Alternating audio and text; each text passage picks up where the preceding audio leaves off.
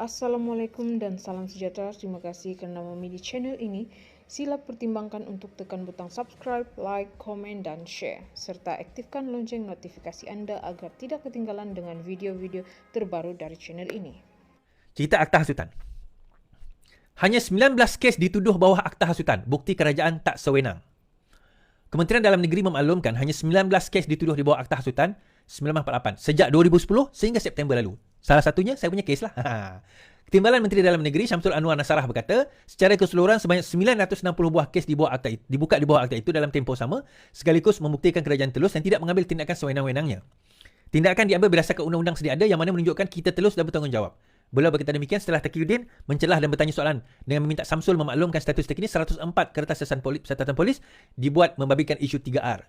Dalam pada itu Samsul berkata daripada 104, 60 kes telah selesai disiasat dan 44 kes masih dalam siasatan. Sementara itu beliau memaklumkan kerajaan tidak merancang mengubah akta khusus berkaitan 3R. Kementerian berpandangan bahawa akta sedia ada sudah cukup bagi kawalan seliaan 3R. So setakat ini 19 kes dituduh di bawah Akta Sultan, termasuklah kes saya, kes Sanusi, kes Hadi dan juga beberapa kes yang lain.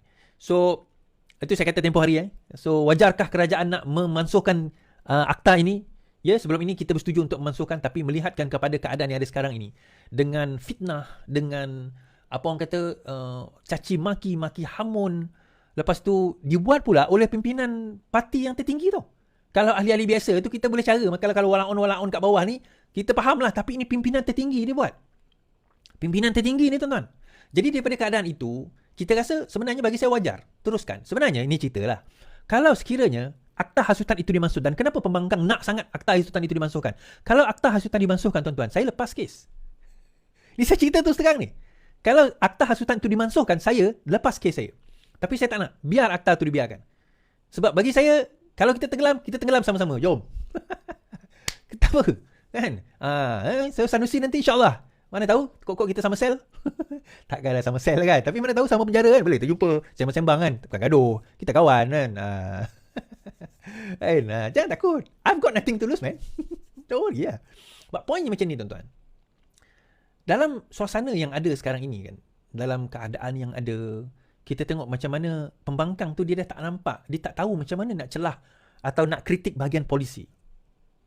Dia cerita bab ni ada alasan tersendiri yang kita tahu kadang-kadang bukan salah kerajaan. Kita tahu bukan masalah kerajaan. Contohnya macam mata wang. Itu USD.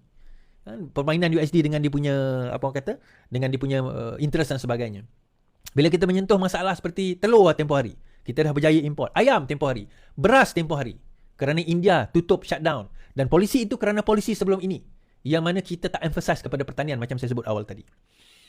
So akhirnya kita kata perkara ini buat masa ini kita biar dahulu sehingga reda, dan rampant sekali, sangat kuat dan sangat teruk berlaku dekat mana tuan-tuan? Dekat Facebook. Dekat TikTok. Bukan Facebook. Dekat TikTok.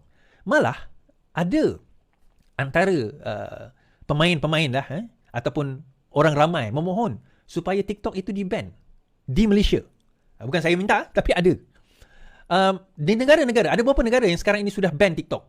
Antara yang terkini adalah Nepal. Sebelum itu India. US dia tidak membenarkan penjawat awamnya menggunakan TikTok kerana mereka katakan bahawa TikTok ini boleh menjejas, terutama apabila melibatkan data, kan? So melibatkan data. So India ban TikTok in 2020, Nepal ban Chinese app TikTok. Ramai yang sekarang ini sudah mula. Kalau kita tengok senarai yang saya bawa di dalam senarai ini, ada banyak negara lain yang telah mula ban TikTok ini. Dekat bawah ni selalu saya tunjuk. Tak boleh nak. Kalau kita tengok Afghanistan, Australia, Belgium, Canada, Denmark, European Union, India, Latvia, Netherlands, New Zealand, Norway, Pakistan, Taiwan, UK, US dia untuk government servant. Sama ke UK pun untuk government servant. Mereka tidak dibenarkan menggunakan TikTok. Kerana salah satu faktor yang paling besar sebenarnya adalah data. Banyak data-data kita telah dikompromi, dikatakan.